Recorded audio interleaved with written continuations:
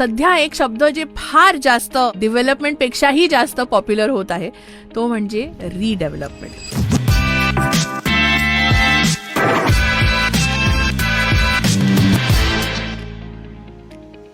आणि कृषी ग्रुप आता रिडेव्हलपमेंटमध्ये पुढाकार घेतोय असं मला ऐकायला आलेलं आहे. हे खरं आहे का? हो हो हो.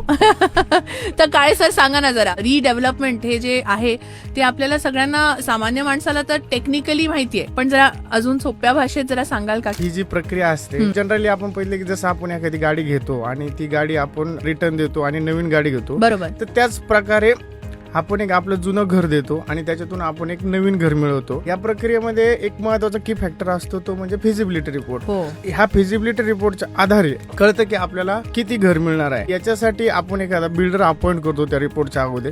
तर त्या रिपोर्टच्या आधारे जो बिल्डर अपॉइंट करून आपल्याला जे घर मिळतं त्याला रिडेव्हलपमेंट म्हणतात. आजकाल सरकारने पण काही गोष्टींमध्ये सेल्फ रिडेव्हलपमेंटला प्रोत्साहन दिले की ज्याच्यामध्ये सोसायटी सगळं स्वतःच करते, त्याला सेल्फ रिडेव्हलपमेंट म्हणतात. सोप्या शब्दामध्ये रिडेव्हलपमेंट म्हणजे जुनं घर देऊन नवीन घर मिळवणे. आणि बरेच लोक इनफॅक्ट खूप एक्साइटेड आहेत रिडेव्हलपमेंट बद्दल. आपल्या पुण्यामध्येच अनेक म्हणजे हेरिटेज आणि हिस्ट्रीचं शहर म्हटल्यावरती रिडेव्हलपमेंट तर होणारच म्हणजे, आणि भरपूर पुणेकर जे आहेत ते फार एक्साइटेड आहेत.